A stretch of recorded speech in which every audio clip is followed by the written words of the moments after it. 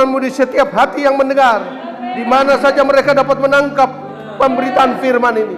Di seantero pulau di Indonesia, Tuhan, Engkau berkati firman di hati mereka. Roh Kudus, ambil alih pemberitaan firman-Mu. Hamba berserah, Tuhan.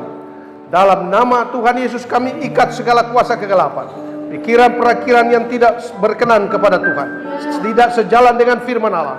Kami ikat, kami hancurkan di dalam nama Tuhan Yesus Kristus. Kami siap diberkati firman-Mu, Tuhan. Haleluya, haleluya, amin. Silakan duduk.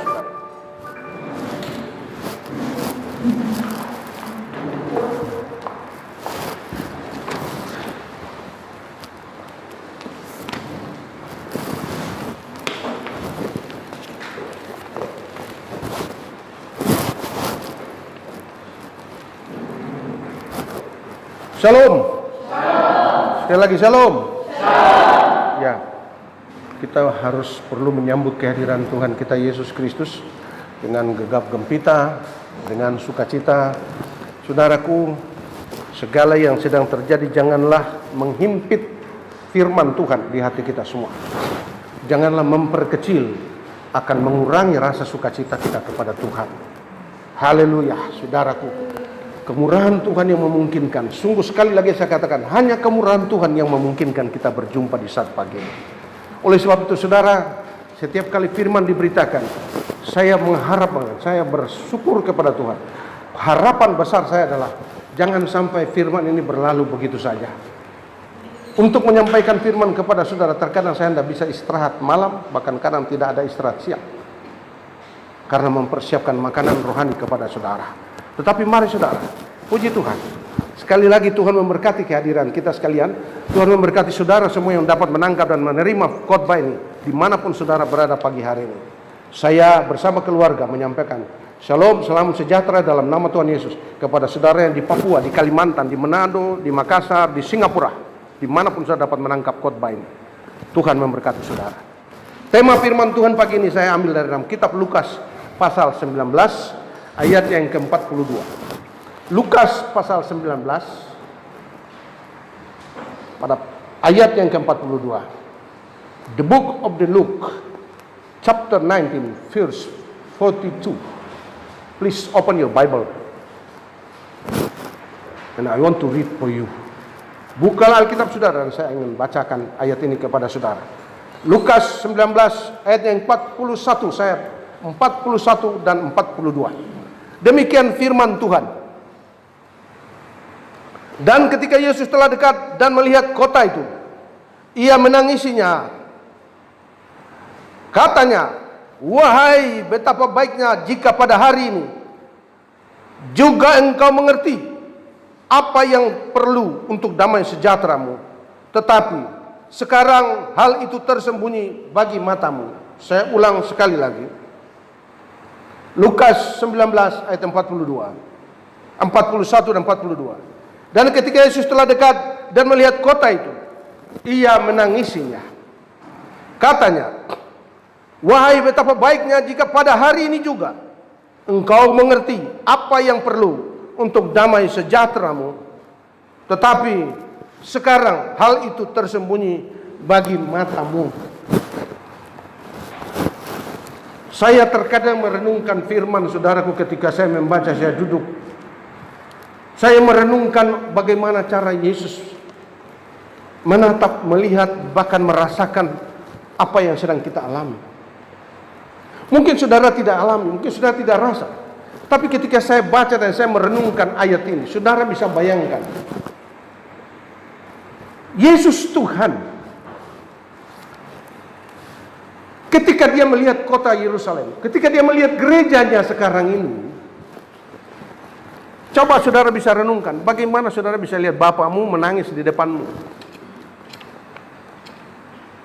Tangisan seorang bapak tentu ada makna. Pertama kesedihan, kedua kekecewaan, yang ketiga ada satu kerinduan besar. Demikian Yesus ketika saya merenungkan firman ini. Kata-katanya menyentuh, bahkan membelah jiwa saya. Betapa pentingnya pesan Tuhan ini. Maaf, saya ambil tema. Sekarang hal ini tersembunyi bagimu. Tema firman Tuhan pagi ini. Sekarang hal ini tersembunyi bagimu. Kita mesti menangis, bukan Tuhan yang menangis. Sayang, saya tidak melihat banyak orang Kristen tidak menangis. Saya tidak melihat orang Kristen menangis. Bahkan Tuhan berkata, sekarang di masa pandemi COVID-19, semua tersembunyi di depan matamu. Rasanya kita rugi besar, saudara. Peluang untuk ke surga semakin sempit.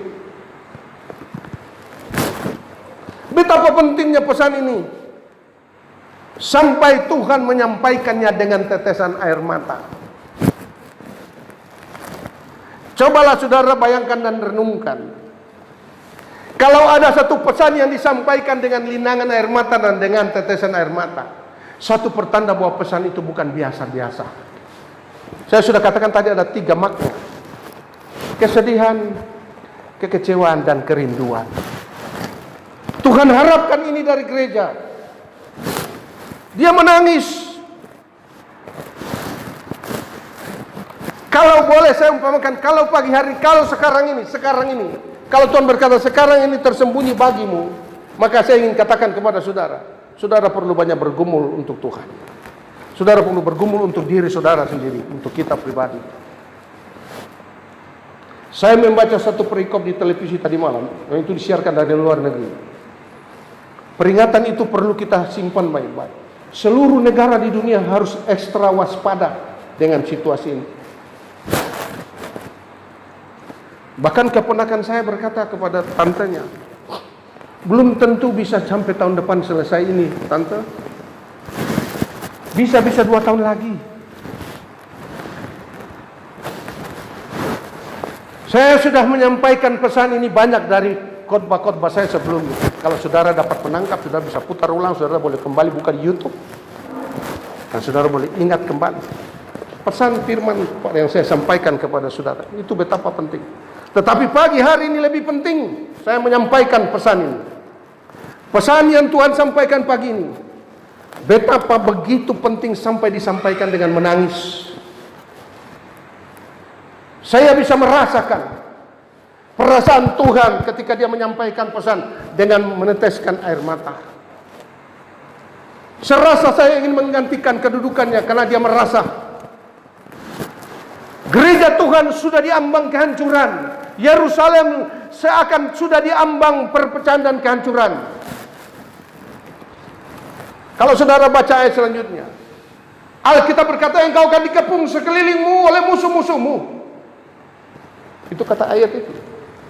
Ketika dia melihat Yerusalem sedih, dia begitu membanggakan Yerusalem. Dia begitu merindukan Yerusalem menjadi puncak sukacitanya. Dia begitu mendambakan gereja Tuhan menjadi berkat di mana-mana. Coba saudara lihat sekarang ini di Kota Padang, di Indonesia, di seluruh dunia, gereja jadi berkat. Saya ulang kalimat saya. Saya merasa sedih sekarang ini, pendeta dengan pendeta saling menjelekkan satu dengan yang lain. Di media massa pendeta saling berdebat satu dengan lain, saling menuduh, saling menyalahkan. Memalukan, saudara. Saya dipanggil Tuhan bukan untuk berdebat di televisi, bukan untuk berdebat lewat media massa atau media sosial. Tidak, saudara. Saya dipanggil Tuhan untuk menyatakan kehendak Tuhan kepada sidang jemaat. Saya akan menangis kalau saudara tidak bertemu di pintu surga. Saya menangis sungguh. Saya sedih. Untuk apa saudara datang ke sini kalau saudara tidak pernah memastikan bahwa saudara harus bertemu dengan saya di pintu surga? Itulah tujuan kita beribadah. Betapa pentingnya pesan ini. Sampai-sampai juru selamatku Tuhanku harus menyampaikan dengan sambil menangis dan meneteskan air mata. Ini bukan hal biasa, ini keseriusan yang sungguh harus menjadi perhatian bagi seluruh umat manusia di atas muka bumi. Saya lebih suka berkata, ini saatnya Tuhan mulai menyatakan kebesarannya bagi dunia. Belum sampai setengah tahun, kita sudah merasakan, saudara. Lihat, Berapa ratus ribu orang di PHK dan dari pekerjaan. Saudara boleh, berapa banyak perusahaan yang tutup hari-hari ini.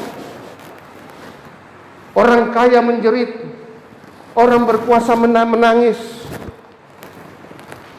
Bahkan orang yang memiliki kedudukan dan pengaruh meratap hari-hari ini. Sampai kapankah?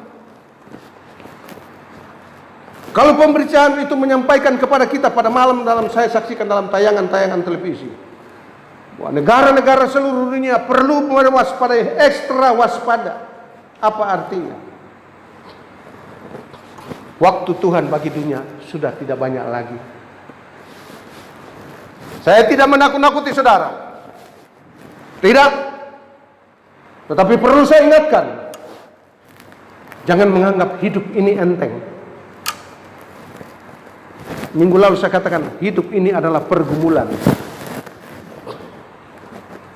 Kalau juru selamatku menangis, tidakkah saudara merasakan bagaimana perasaannya? Rasa hatinya. Serius dia melihat kota Yerusalem. Ketika dia melihat, dia meneteskan air mata. Apa yang ada dalam benak dan pikirannya? Dia mendambakan Yerusalem nanti akan ada menjadi satu tumpuan harapan Tuhan. Yerusalem akan menjadi satu kebanggaan di hadapan Tuhan. Gereja Tuhan harus menjadi kebanggaan di hadapan Tuhan. Ternyata sampai hari ini, saudaraku, kita mesti banyak berdoa, banyak koreksi diri, banyak berubah. Saya teringat dalam kitab Mazmur 137 ayat 5, Tuhan berkata kepada Yerusalem, Yerusalem, biarlah tangan kananku kering, dan biarlah lidahku melekat pada langit-langit.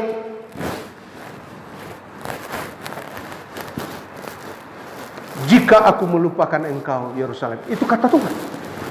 Biarlah tangan kananku kering, dan biarlah lidahku melekat pada langit-langit.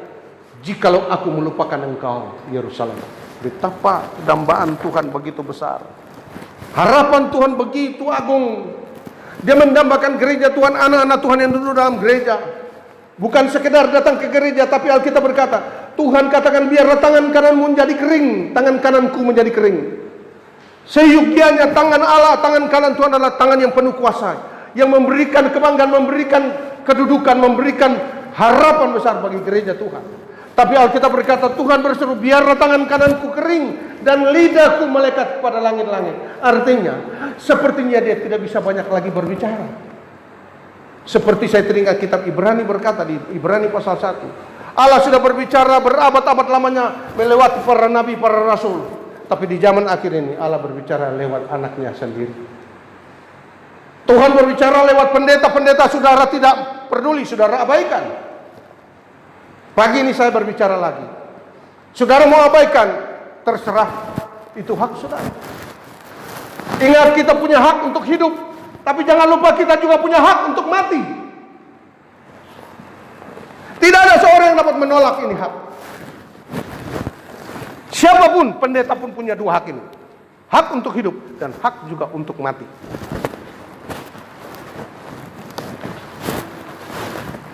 Oleh sebab itu saudaraku, kalau Tuhan berkata lidahku melekat kepada langit-langit, lidahku melekat pada langit-langit, artinya sudah tidak ada lagi kata-kata yang akan disampaikan. Sepertinya Tuhan berkata, semua yang kubicarakan, semua yang kusampaikan lewat nabi-nabi, lewat hamba-hambaku selama ini, sepertinya tidak berguna bagimu Yerusalem. Dia menangis. Coba Bapak Ibu yang sudah punya anak renungkan. Kalau nasihat-nasihat bicara anak-anak diabaikan, satu ketika engkau duduk menyesali diri.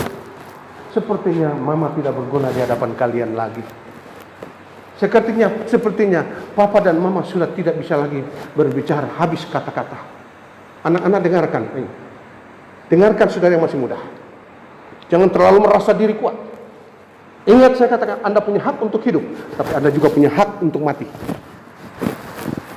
Kalau hari ini Tuhan panggil Anda untuk pulang, kalau Tuhan bawa Anda pulang, pastikan Anda bersama Yesus di rumah yang kekal.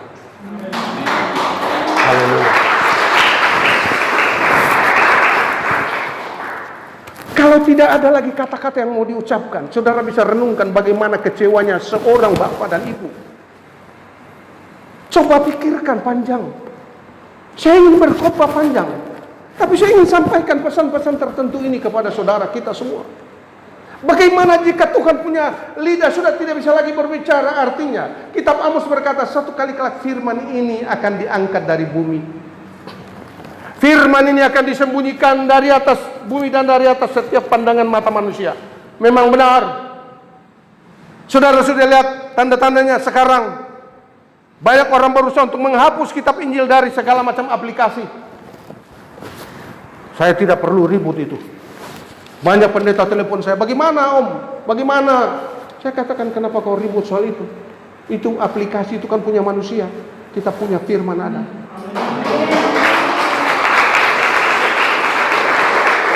Mau dihapus Injil dari aplikasi Play Store atau dari Google, mau dihapuskan atau mau dibakar itu pun sekalian, bagi saya tidak persoalan. Yang saya persoalkan, apakah Injil itu sudah menjadi jalan hidup saudara? Kita akan berjumpa dengan Yesus nanti. Dia akan mengingatkan, pernahkah engkau dengar pendeta hambaku berbicara, aku menangis melihat engkau.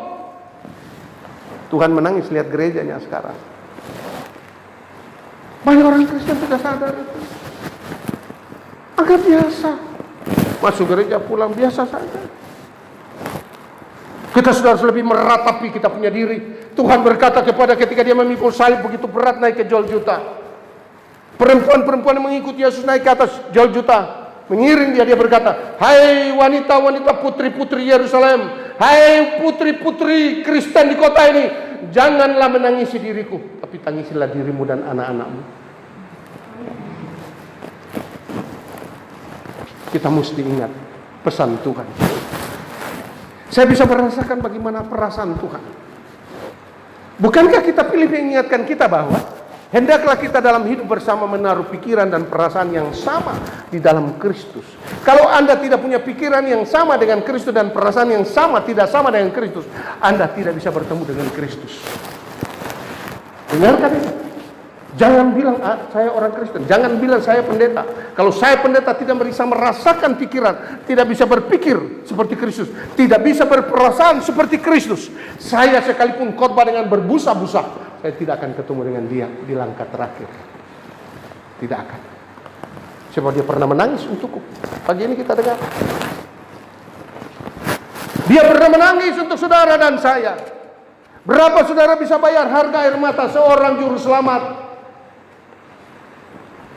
Berapa saudara bisa tukar harga air mata Tuhan dengan keselamatanmu?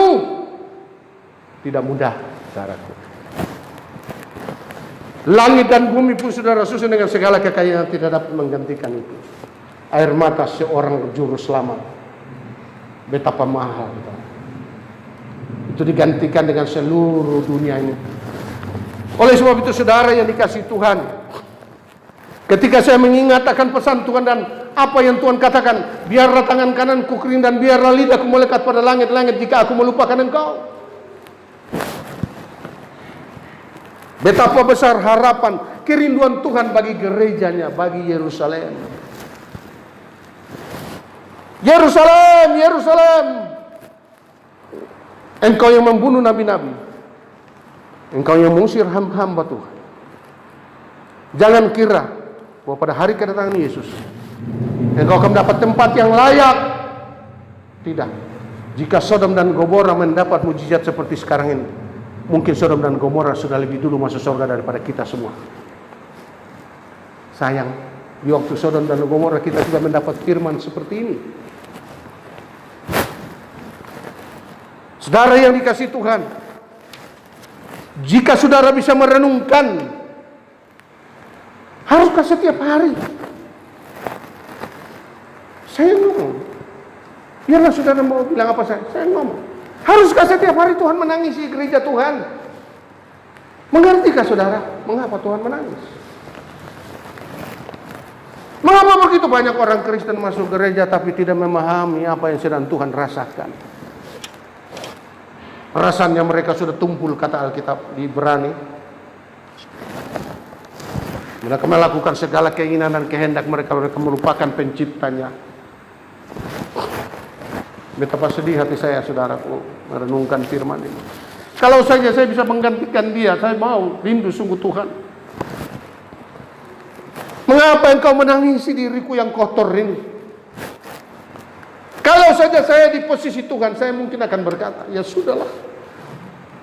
Lidahku sudah melekat, sudah habis kata-kataku untuk berbicara, sudah habis kata-kataku untuk menasihati kalian.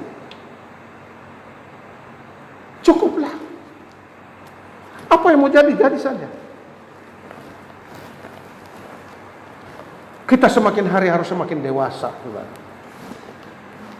Jangan gereja Tuhan terus jadi kekanak-kanakan. Sekian tahun kita dengar firman, tulah demi tulah mulai datang. Saudara dengarkan baik, gelombang corona kedua sudah mulai menjalar masuk ke Asia.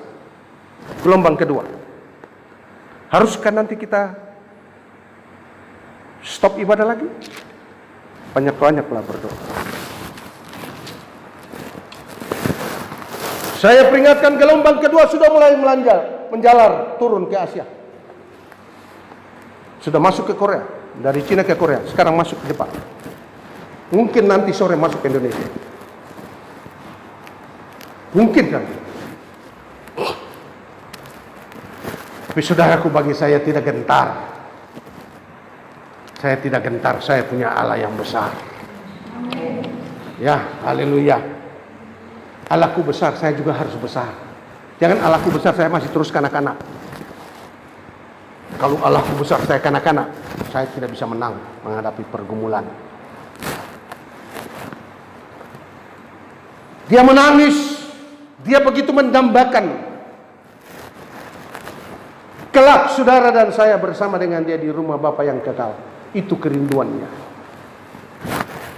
Tapi sayang, banyak gereja Tuhan, banyak orang Kristen tidak memahami rasa, perasaan dan pikiran Tuhan ini. Haruskah Tuhan menangis terus setiap hari?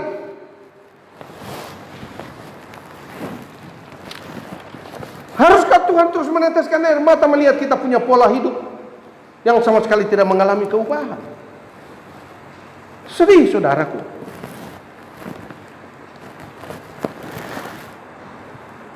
Tuhan berkata, kalau kita mengerti, kita akan melakukan sesuatu yang terbaik untuk Tuhan, untuk menyenangkan hati Tuhan.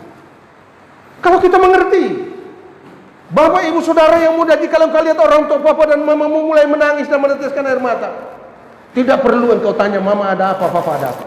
Tetapi engkau mulai berdoa kepada Tuhan. Koreksi dirimu.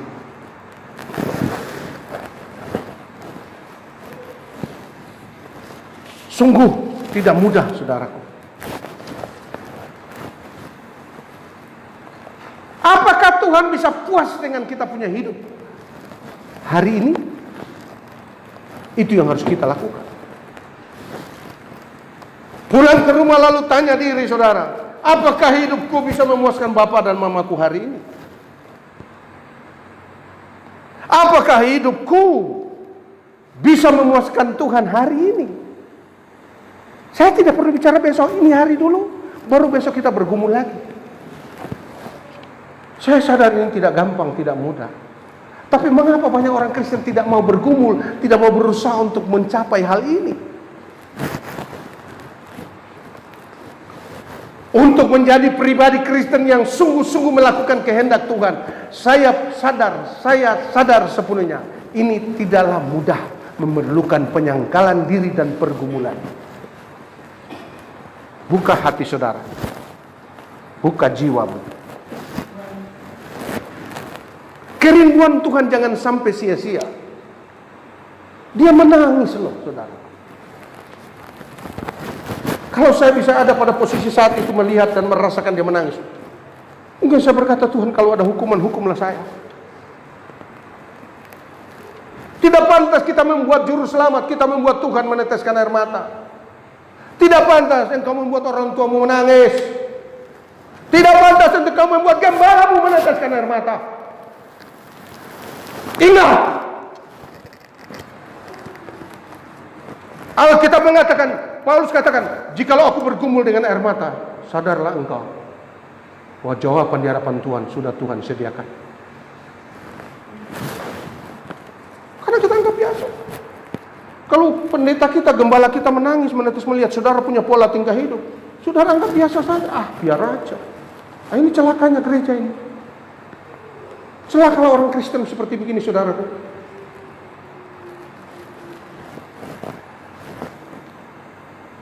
Kita terlalu sibuk dengan berbagai macam kesibukan. Sampai Tuhan harus berbicara. Sekarang hal itu sudah tersembunyi dari matamu.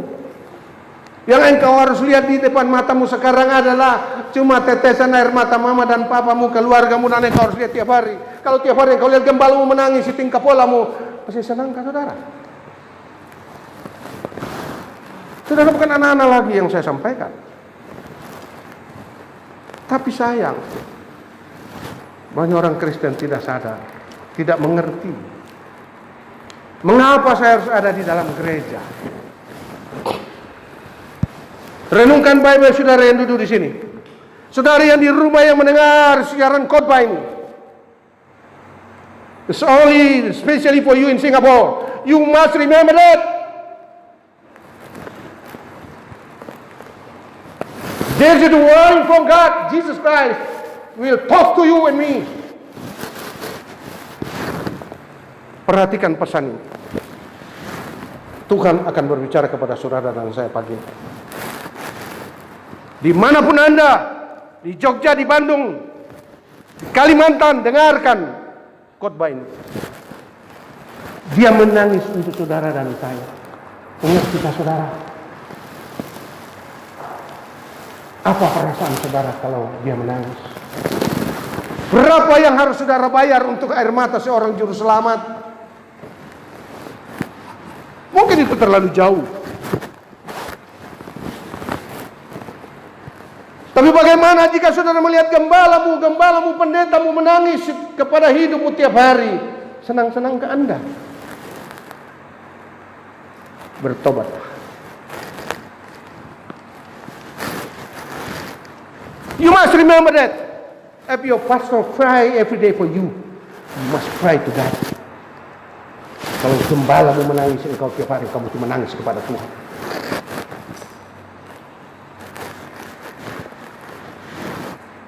Saudaraku yang dikasihi Tuhan, kerajaan sorga bukan soal makan minum, bukan.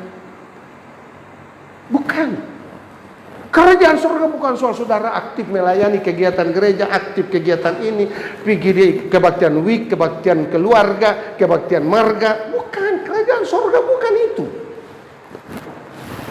Habis kebaktian marga, saudara pergi lagi di arisan keluarga, arisan marga. Kerajaan surga bukan itu.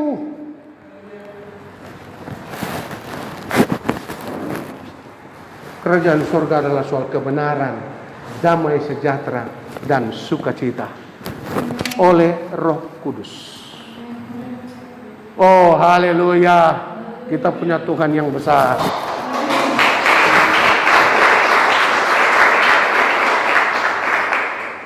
Apakah Tuhan puas dengan hidup saudara hari ini? Jawablah di hadapan Tuhan nanti. Yang melayani Tuhan yang di depan sini, yang pemain musik, pertanyaan ini saya hadapkan pada Anda dan pada saya. Adakah hari ini Tuhan puas dengan Anda punya pelayanan? Adakah hari ini Tuhan puas dengan hidup Anda? Hidupmu dan hidupku hanya numpang,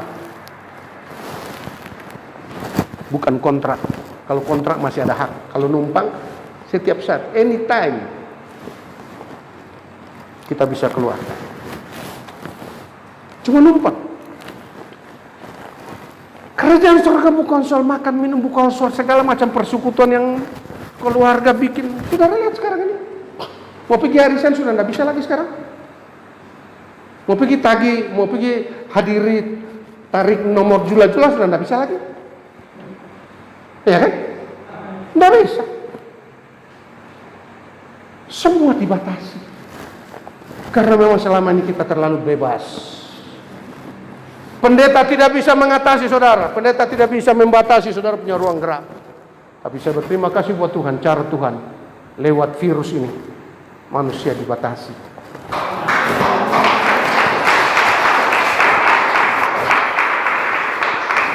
Saudara boleh berdoa supaya Tuhan hentikan virus, tapi ucap syukur juga buat virus ini. Karena Alkitab berkata, ucap syukurlah dalam segala hal. Haleluya. Kalau saudara dapat bantuan, ucap syukur. Kalau tidak dapat, tidak ucap syukur. Ini saya lihat yang tidak dapat malah senang, malah sukacita. Yang sudah dapat malah biasa bercela, muka mengkerut. Haleluya. Yang tidak dapat malah sukacita melayani. Yang tidak dapat, yang sudah dapat malah mengkerut. Kenapa? Saya sakit, Om. Yalah, semoga tiap hari sakit. Kalau itu alasan, haleluya. Semoga virus corona menjauh dari kita. Tapi virus corona juga punya mata. Waspadalah. Ekstra waspada. Kerajaan sorga itu. Yesus bicara kerajaan sorga itu dari mulai dia mati sampai dia bangkit, dia masih bicara soal kerajaan sorga. Untuk menjadi pribadi yang bisa memuaskan hati Tuhan, saya sadar tidaklah mudah. Kalau saudara sudah dewasa, tolong renungkan kata-kata saya ini. Untuk menjadi pribadi Kristen yang bisa memuaskan hati Tuhan dari hari ke hari, minggu ke minggu, bahkan dari jam ke jam, menit ke menit, detik ke detik bisa memuaskan hati Tuhan. Betapa bahagianya hati saya.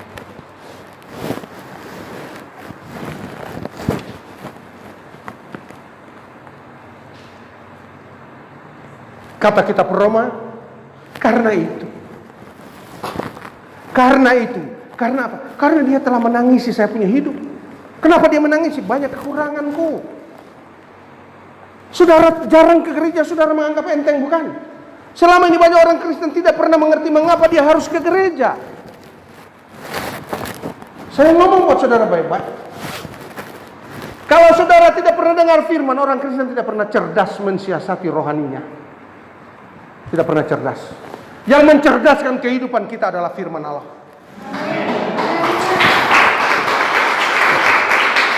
Saudara bisa bayangkan 1 minggu sekali kita dengar firman. Bukan tambah cerdas, tambah butek. Tambah kabur. Tetapi cara dia mengertinya saya. Orang yang jarang ibadah, jarang dengar firman. Kalau bicara firman dengan dia, sama seperti Adam. Saudara mengerti Adam? Orang yang jarang dengar firman, dia sudah rasa berbuat dosa. Ketika dia lakukan dosa, dia suka bersembunyi. Adam ketika dia melakukan dosa, sukanya bersembunyi dari Tuhan. Dia tidak suka dengar suara Tuhan. Dia bilang apa? Ketika aku mendengar suaramu, aku bersembunyi karena aku takut. Kenapa takut? Orang yang sudah tidak pernah mendengar firman, jarang dengar firman, kalau dengar teguran firman Allah, hatinya sakit.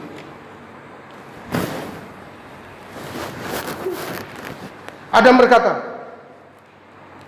ketika aku mendengar suaramu, aku bersembunyi. Lalu dia mulai merusakkan lingkungan hidup. Sembarang pohon daun diambil lalu dia tutup. Inilah pertama kali manusia merusak lingkungan hidup. Makanya ada sekarang ini, ada yayasan lingkungan hidup. Karena Adam sudah merusakkan sejak awal.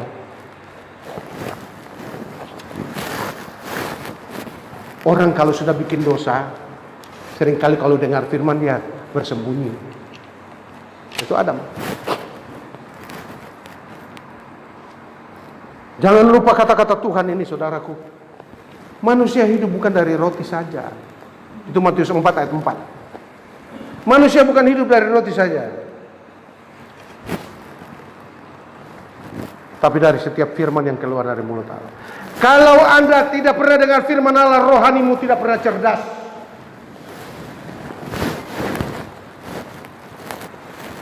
Kita tidak dapat menghadapi siasat iblis.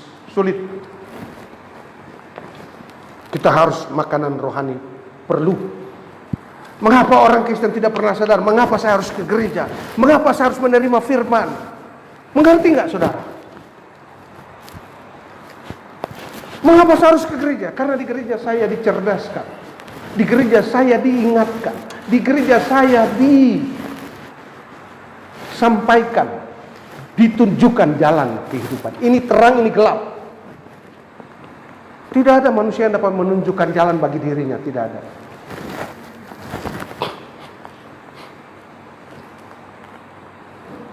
Bahkan Alkitab berkata, karena itu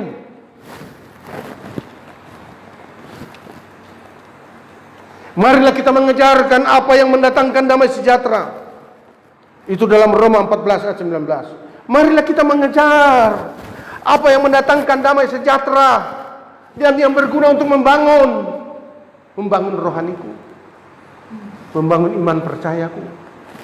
Saudara, kita sudah Kristen sekian tahun. Ketika ditanya, kenapa Tuhan orang Kristen kok dibunuh? Saudara tidak bisa jawab, bukan? Kok bisa Tuhan disalibkan? Saudara tidak bisa jawab, bukan? Akhirnya kita tersesat. Kok Tuhan orang Kristen 3? Kok bisa Tuhan disalibkan? Kalau dia Tuhan, masa dia disalibkan? Saudara tidak bisa jawab, bukan? Tidak heran anak-anak gadis sekarang tersesat di jalan akhirnya ketika memilih jodoh salah alamat. Hari ini masih bisa shalom, nanti kali berikut sudah tidak lagi shalom. Assalamualaikum. Maaf, saya perlu ingatkan, Anda perlu dicerdaskan. Itu sebabnya kalau 1 kali seminggu kebaktian tidak cukup.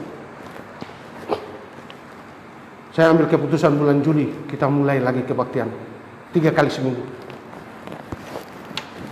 Itu terlalu lama. Sungguh jadi satu renung. Bagi anak-anak yang jarang ke gereja, saya mau tanya saudara, nanti kalau Tuhan panggil pulang kau kemana? Ibu-ibu yang tidak pernah ke gereja, cuma 1 kali seminggu ke gereja, tapi kalau untuk cari uang, getol sampai tengah malam. Satu ketika Tuhan panggil engkau pulang, entah kemana. Pikirkan baik-baik. Marilah kita mengejar apa yang berguna untuk damai sejahtera kita. Itu yang membuat Yesus menangis. Tuhan menangisi Yerusalem, sebab Yerusalem terancam hancur. Gereja Tuhan ditangisi Tuhan hari-hari, sebab gereja Tuhan terancam hancur, berantakan. Rumah tangga nikah ditangisi oleh Tuhan, sebab rumah tangga nikah Kristen terancam berantakan. Lebih-lebih kehidupan muda-mudi di akhir zaman. Bukan saja Tuhan menangis, saya menangis setiap hari. Siapa yang dapat merubah kehidupan muda-mudi di akhir zaman? Tidak ada. Saudaraku, marilah kita mengejar apa yang mendatangkan damai sejahtera dan yang berguna untuk membangun. Jangan cari yang berguna untuk meruntuhkan, menghancurkan. Saudara punya iman percaya. Boleh kita cari makan, cari segala macam.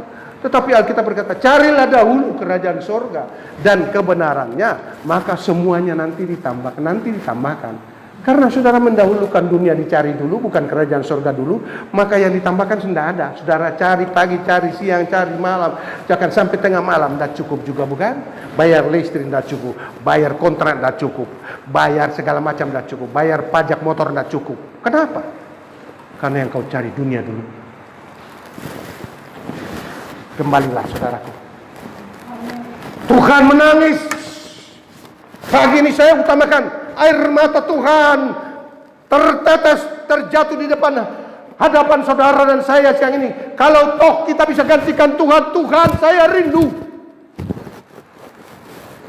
Berapa banyak muda-mudi sini yang mengerti mengapa Tuhan menangis hidup saudara? Berapa banyak suami-suami, istri-istri sini yang bisa mengerti? Sudah dapat tekanan, sudah dapat ujian, sudah dapat virus corona, sudah datang, belum juga mengerti. Saudaraku, mengapa Tuhan harus menyampaikan ini dengan kesedihan? Sebab dia sadar kekuatan gereja sudah tidak ada untuk melawan semua tipu muslihat zaman ini. Kekuatan gereja sudah tidak ada. 1 bulan, 2 bulan kita tidak dengar firman. Saya mau tanya, kekuatan apa yang saudara punya? Ada satu pujian berkata, kekuatanku hanya Kau Tuhan, harapanku hanya Kau Tuhan. Nah, kalau saudara tidak pernah mendengar firman, kekuatan apa yang saudara punya? Injil adalah kekuatan Allah.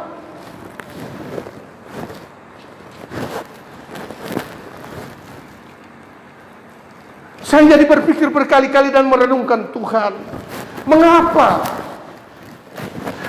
Tuhan menangis? Dia lihat Yerusalem, dia lihat gereja dari atas bukit Zaitun, dia menangis. Mengapakah? Mengertikah saudara? Kalau setiap pribadi pagi ini Tuhan berdiri depan saudara, Tuhan menangis, mungkin saudara akan menangis dan bilang, Tuhan, kenapa? Kenapa? Jawabannya cuma satu. Sampai pagi ini Tuhan belum puas dengan hidup Anda dan saya. Tuhan belum puas. Berkali-kali saya ngomong dari atas mimbar kepada para pelayan Tuhan, pelayananmu belum bisa memuaskan hati saya. Jangan andalkan kekuatanmu. Carilah dahulu kerajaan Allah dan kebenarannya.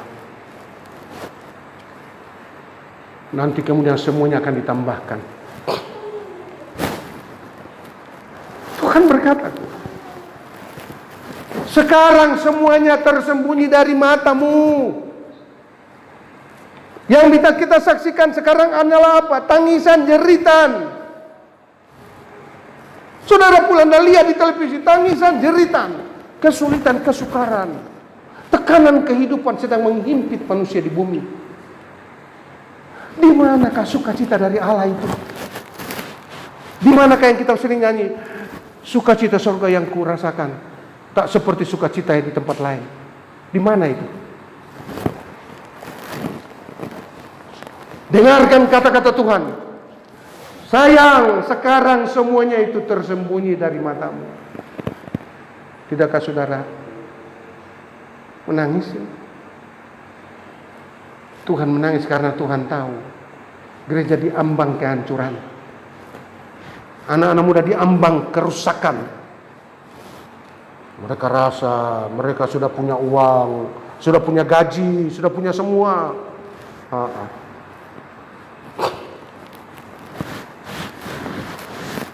Tuhan belum puas.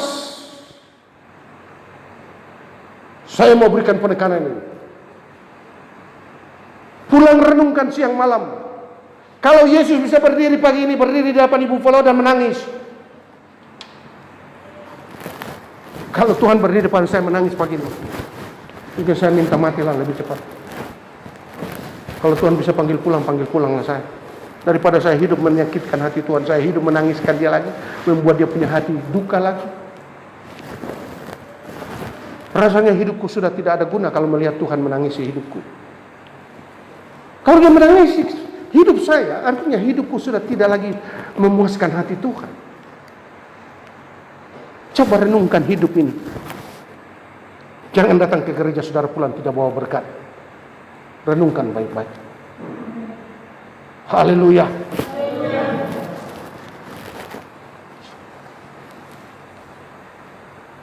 Semua ini sekarang tersembunyi dari matamu. Di mana-mana saudara jalan, apa yang saudara lihat? Ada orang berkata, oh puji Tuhan Pak Pendeta, saya bersyukur virus corona tambah, saya punya usaha tambah diberkati Tuhan. Tidak ada. Yang kita lihat sekarang di mana-mana, tangisan, jeritan, teriakan, histeris. Orang minta bunuh diri, orang minta mati lebih cepat.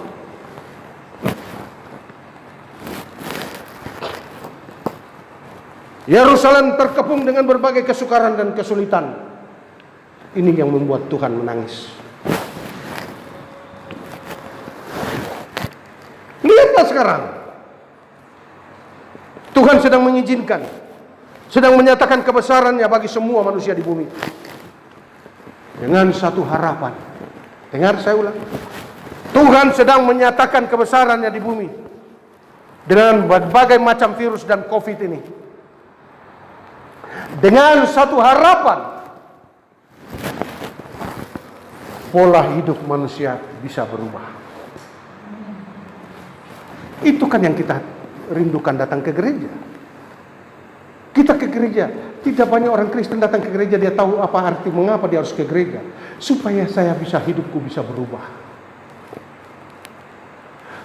Yang terakhir, jikalau aku bisa terima firman, supaya hidupku bisa memuaskan hati Tuhan di setiap hari.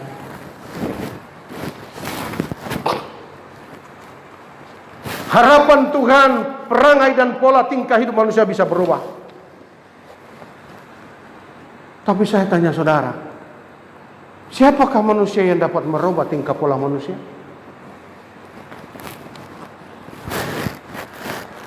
Dari dulu sampai sekarang belum saya tiba di Padang, sudah banyak pendeta berkhotbah. Sudah banyak hamba Tuhan menyampaikan visi dan misi. Gereja bertempik sorak menari dengan tamborin, dengan tari-tarian dalam gereja, bersuka cita seolah-olah surga sudah pindah ke dalam gereja. Makanya saya katakan minggu lalu, gereja penuh dengan alat musik hari-hari ini. Dulu Daud dengan satu alat musik kecapi. Satu alat musik kecapi. Daud bernyanyi dengan satu alat musik. Roh setan keluar dari Raja Saul. Sekarang gereja penuh dengan segala macam musik, tari-tarian, anak-anak gadis menari dengan lembu, dengan mengembangkan rohnya segala macam. Begitu menyenangkan banyak hati laki-laki. Apakah roh setan keluar? Semakin banyak musik dalam gereja, semakin banyak iblis masuk dalam gereja. Sekarang Yesus menangis. Hentikan segera tangisan Yesus ini. Jikalau tidak, saudara akan berganti dengan dia. Setelah selesai hari ini pikut, saudara akan menangis lagi. Tangisan ini akan diteruskan oleh gereja Tuhan. Ingat, Yesus berkata di ayat selanjutnya, Yerusalem, engkau akan terkepung di sekelilingmu dengan para musuhmu. Yerusalem terancam dikepung dengan kesukaran dan kesulitan. Kita tidak mudah melewati masa-masa susah. Saya mau tanya saudara, kalau saudara tidak segera merubah saudara punya jalan hidup dengan cara hidup, cara beribadah, cara melayani, saya mau tanya saudara, siapa yang dapat membawa saudara melarikan diri daripada semua ujian ini? Tidak ada. Kita semua harus lewati. Saudara boleh lihat, virus corona ini, dia tidak pandang kedudukan dan pangkat. Mau jenderal, mau orang berkuasa, berpengaruh, kaya, sampai dia bisa beli kapal pesiar yang harga triliunan. Sekarang banyak orang mulai gila di akhir zaman. Tuhan sudah mereka datang. Ada yang kasih berdiri kerajaan, katanya mau bayar hutang Indonesia, lalu mau bayar orang Indonesia satu rakyat, satu orang 1 miliar lebih. Luar biasa. Manusia dari planet mana ini? Kemarin lagi saya dengar, ada satu kakek-kakek di Pare-Pare di Sulawesi Selatan sana menemui batu permata yang harganya 6,9 triliun. Luar biasa. Dia bisa pindah ke Belanda, tidak usah hidup di Indonesia lagi. Atau pindah ke Amerika, beli hotel di sana. Tapi dia punya jenggot masih kotor. Baju tidak dicuci-cuci. Saudara lihat, kalau dia dapat permata sampai 7 triliun, kenapa baju yang harga 10.000 tidak bisa beli? Mari kita renungkan. Tuhan menangis. Berapakah usaha saudara? Berapa kuatkah usaha Anda dan saya? Marilah kita mengejar apa yang mendatangkan damai sejahtera. Senangkan hati Tuhan. Senangkan hati Tuhan. Dia berkuasa. Kita cari firman berkuasa membangun rohani. Kasihan saya lihat orang Kristen tidak pernah berpikir bahwa hanya dengan firman sajalah kita punya rohani bisa bertumbuh. Sedih. Alasan dan segala macam alasan. Oleh sebab itu saya ingatkan saudara, kata Yesus, semua itu sekarang tersembunyi bagi matamu. Coba renungkan. Coba renungkan. Kata-kata ini perlu direnungkan siang dan malam. Mengapa sampai Tuhan menangis dan dia berkata seperti ini? Sekarang semua itu tersembunyi dari matamu. Oh, Tuhan gemetar loh saya. Saya khawatirnya begini. Selesai kita dengar firman, kalau saudara tidak tanggapi sikap ini, gantian. Tuhan selesai menangis, kita akan lihat seluruh dunia menangis. Saya khawatir saudara juga akan menangis. Sadar atau tidak? Saudara mau terima atau tidak? Saya mau bicara ini. Saya ingatkan saudara semua, apa Anda dimanapun Anda berada. Di Batam kah, di Kalimantan kah, di Papua kah, di Manado, di Bandung, di Jogja, saya ingatkan. Kita harus lewati ini. Tidak bisa menghindar. Tidak ada seorang yang bisa menghindar. Hanya Tuhanlah yang bisa meluputkan kita. Dengarkan kata-kata Mazmur 137. Tuhan Yesus berkata kepada Yerusalem, biarlah tangan kananku kering dan biarlah lidahku melekat pada langit-langit. Artinya Tuhan sudah tidak bisa berbuat apa-apa lagi. Dia tidak bisa lagi berkata apa-apa karena lidahnya sudah tersangkut ke langit-langit. Apa artinya? Sudah hari terakhir bagi gereja Tuhan. Anda masih biasa-biasa? Saya berdoa semoga Anda mengerti firman yang saya sampaikan pagi ini. Haruskah semua itu tersembunyi? Haruskah semua itu hilang dari pandangan saudara? Di manakah sukacita yang dulu itu? Jika Tuhan izinkan, saya akan berbicara jika Tuhan izinkan. Penabur dan penuai sama-sama bersorak-sorai dan bersukacita. Aneh, bukan? Aneh. Pikiran sehat saya, mana mungkin penuai dan penabur sama-sama bersorak bersukacita? Satu menabur, satu menuai. Yang enak yang menuai. Yang menabur yang capek. Tapi ini firman Tuhan, kita tidak bisa mengelak. Saudaraku, kalau saya bergumul untuk firman Allah, saudara datang, bawa berkat ini pulang. Haleluya. Jangan duduk dengar pulang tidak dapat apa-apa. Anda yang masih muda, coba renungkan baik. Haruskah Tuhan menangis terus? Haruskah semua ini tersembunyi? Saya khawatir. Kalau Tuhan berkata, lidahku sudah melengket di atas langit-langit, artinya Tuhan sudah tidak bisa lagi berbicara lagi. Selesai. Sudah dengar? Kalau saya sebagai bapak, saya bilang buat anak saya, mulai hari ini papi tidak ngomong lagi. Cukup sudah. Apa artinya? Sudah tamat riwayatnya. Tapi banyak orang Kristen tidak sadar firman ini. Saya tidak menakut-nakuti saudara, tidak. Tuhan saya bukan Tuhan yang gemar menakuti saudara, dengar, tidak. Tetapi Tuhan saya justru dia merindukan Anda dengan saya berada dengan dia di rumah Bapa di surga.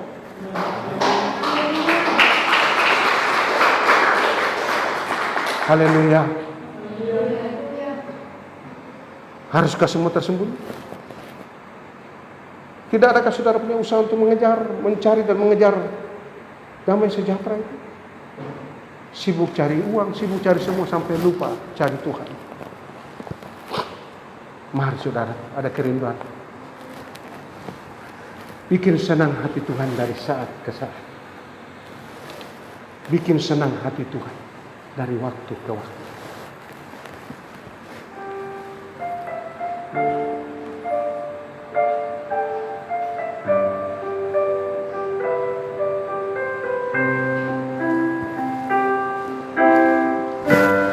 Menyenangkan hati Tuhan lebih dari segalanya. Disingkatnya hidupku, kesempatan berharga karena anugerah-Mu.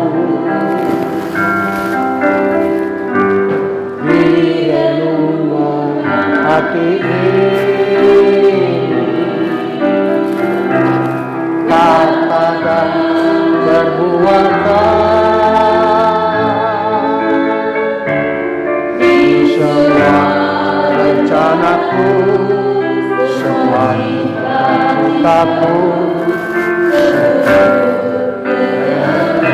Saudara yang dikasihi Tuhan, saya tidak tahu saudara bisa menangkap maksud Tuhan pagi ini atau tidak. Tapi di hati nurani saya, kalau ada hukuman yang pantas, saya harus dihukum. Mengapa Tuhan harus menangisi hidupku? Hanya orang yang bisa tahu saudara akan hancur atau binasa, hanya Tuhan yang tahu. Tapi dengan dia menangisi Yerusalem, menjadi suatu pernyataan dan peringatan bagi Anda dan saya. Sudah cukup selama ini dia berbicara. Tidak ada lagi sepertinya kekuatan untuk memulihkan hidupmu. Seperti itu. Dia menangis. Seperti dia merasakan.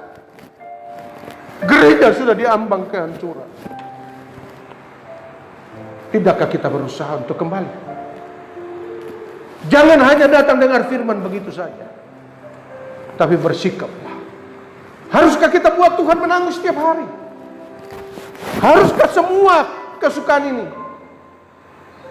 tidak lagi dilihat oleh pandangan mata kita dari hari ke hari? Coba renungkan baik-baik. Semua ini tersembunyi bagi matamu, anakku, kata Tuhan. Kalau Tuhan bisa berdiri di depan pribadi lepas pribadi pagi hari, and my God and my Jesus Christ can stand in front with you, what will you say to Him? What will you say to Him? Jika Tuhan bisa berdiri di depan saudara pagi hari ini, apa yang kau katakan kepada Dia? Dia menangis. Lihat air matanya mulai mengalir. Perhatikan, air mata papa dan mamamu menangis saja yang kau sudah rasa sering. Tapi jika Yesus berdiri pagi ini di depan matamu, lihat air mata juru selamatku menetes. Berapa yang saudara bisa bayar? Berapa harga yang saudara bisa ganti? Menyenangkan hati Tuhan lebih dari segala, disingkatnya hidupku, kesempatan berharga anugerahmu direnungkan hati ini.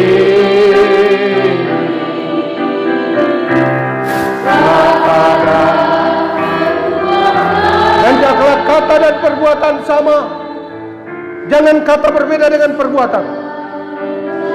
Di setiap rencanamu, di semua cita-citamu, hendaklah perbuatan dan kata-katamu sama di hadapan Tuhan. Senangkan hati Tuhan. Engkau ciptakan aku.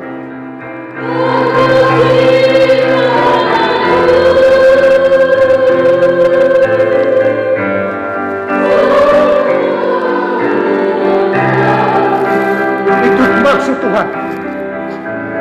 Sepanjang hidup ini sampai di surga nanti, menyenangkanmu selalu.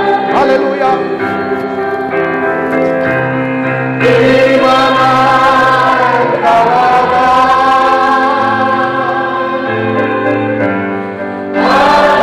ini kerinduan hati Tuhan. Kerinduan hati Tuhan yang paling dalam. Dia menangis. Dia menangis. Dia menangis di hidupmu dan hidupmu. Katakan sekali lagi, Engkau ciptakan aku. Angkat tanganmu buat Tuhan. Ciptakan aku.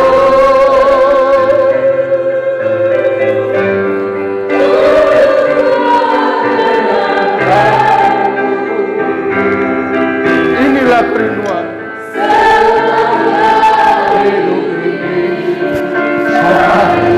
Ingat, harus ketemu di sana. Haleluya.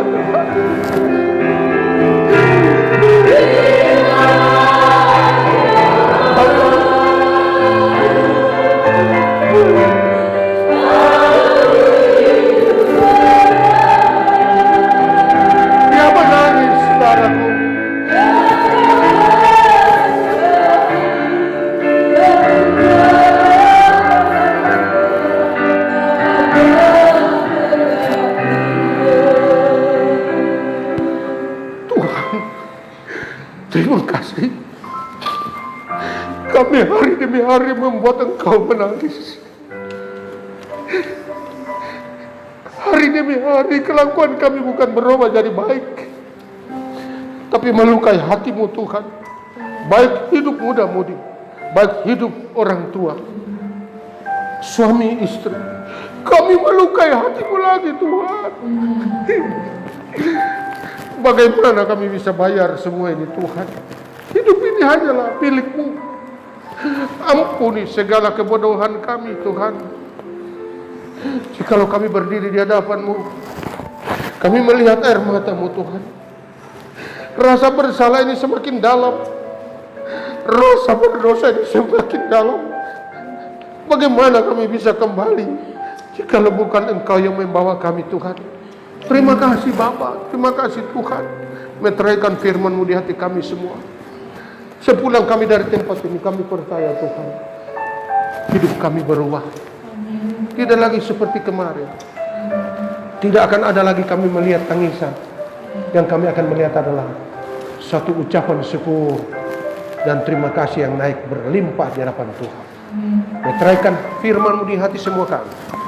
Kami siap Tuhan untuk diberkati oleh firman-Mu di sini maupun saat kami kembali ke rumah Tuhan.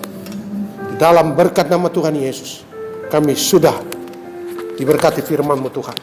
Haleluya, haleluya. Amin.